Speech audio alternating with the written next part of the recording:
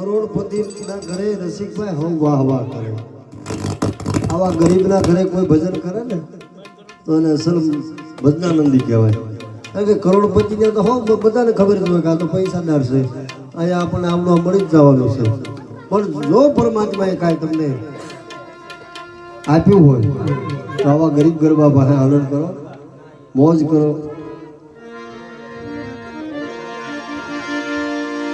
એ લખ્યા પછી નોખા લેખ